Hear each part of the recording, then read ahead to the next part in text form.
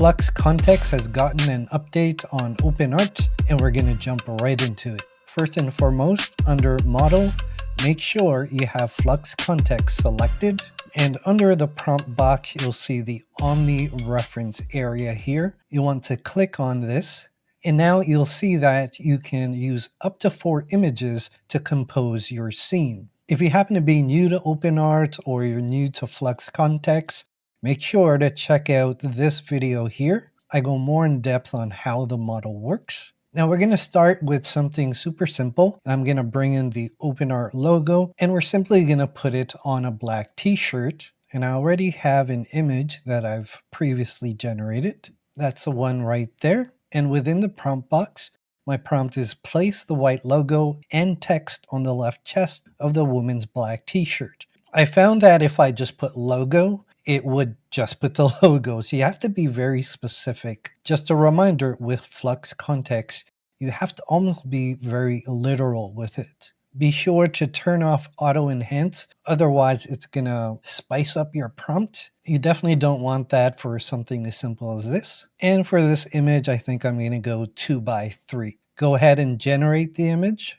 And a result of using those 2 reference images and the prompt, we get this nice result of the logo on the black t-shirt. As previously mentioned, if you just mention logo, it may just put the logo. And currently, this is still a beta product, so you might see something like this where, for whatever reason, it just didn't recognize the transparency. And as we saw in previous examples in the other video, the logo sometimes would come out bigger, but actually it doesn't look too bad when it's across the chest there. So now let's take it a step further, and I'm going to use this OpenArt PupCan that I created from the previous video as well. And I also have this one. However, one of the biggest advantages of having multiple references now, you can actually use your trained characters. So on this slot, I'm going to click it and choose character. And I'm going to select Helena here, the AI version.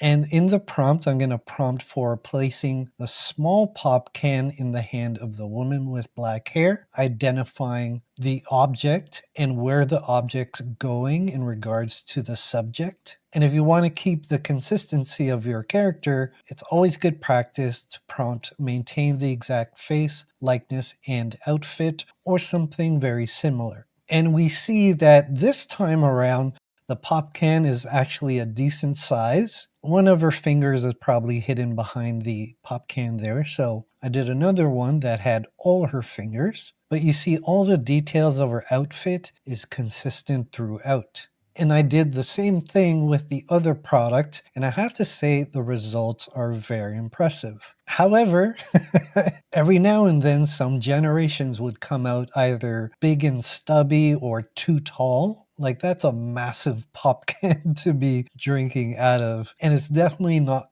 camera angle. I have this portrait image of this woman. I also generated a summer dress and a cute matching bucket hat. In the prompt, I'm identifying the woman with brown hair, as we always do. We're going to be placing her into the summer dress and matching bucket hat. The action is her just walking in some generic city. And as always, to keep consistency, maintaining facial features of the woman, the look and style of the dress and bucket hat. And I will say there are some small details missing. The original dress has these really small frills on the straps, and the bucket hat looks pretty good. It's a bit wider than I'd like it to be. And I did generate a few versions, but I really liked how this one turned out. But as you can see, combining 3 elements, you can compose multiple things in various ways. And just to further push the Omni reference, I added a 4th reference image of an image of this sort of abstract painting. And in the prompt, I said, just put it on the wall. So now we have 4 elements combined to compose this image. Now, what really has impressed me with Kontext Omni Reference, this is a different and new way to introduce multiple characters in the same scene. Just like you see here, these are 2 trained characters that I have. And down to the little details on her shoulder, my man's bling around his neck, it stays consistent throughout. And here's the easy part. You can either generate a brand new image of two different characters, as long as they're full view, meaning head to toe, or you can train a character either with a description, one image, or 4+ images. Helena and I have done videos on these methods.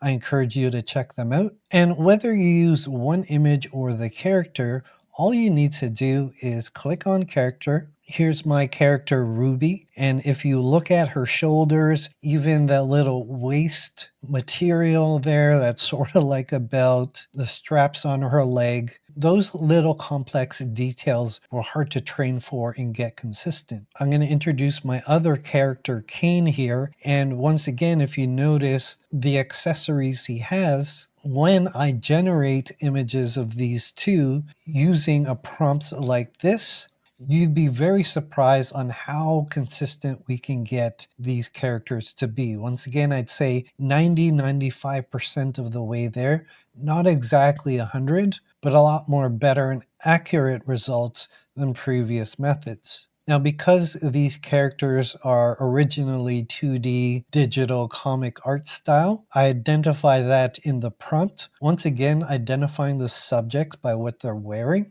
stating the action and what they're doing. And I know I sound like a broken record at this point, but to preserve that consistency, we put in a prompt similar to this: maintain their facial features, likeness, and exact clothing. So that's how we came up with this image. Her finger here is either missing or under her other hand. We can easily fix that in the canvas. But other than that, the consistency is really impressive.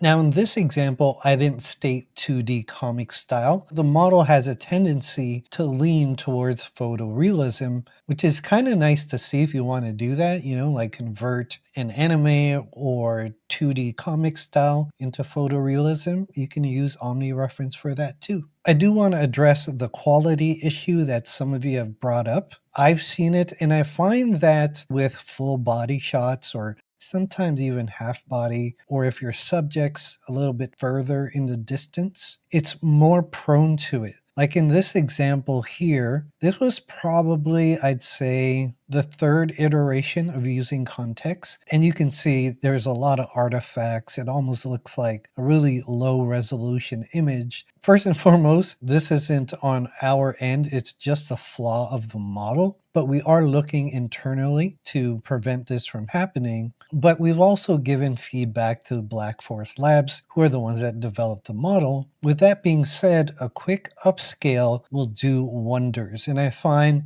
using refined with a creativity level between 20 to 25 works very well. Now, those are just a few examples. Of course, you can do more with style transfer, with various different reference images. If there's something you've discovered, let me know in the comments below. As always, I'm going to dive deeper into using Flux Context even more, especially with characters. And if you want a deeper dive on Flux Context, make sure to check out this video right here. As always, my friends, until the next video, happy creating.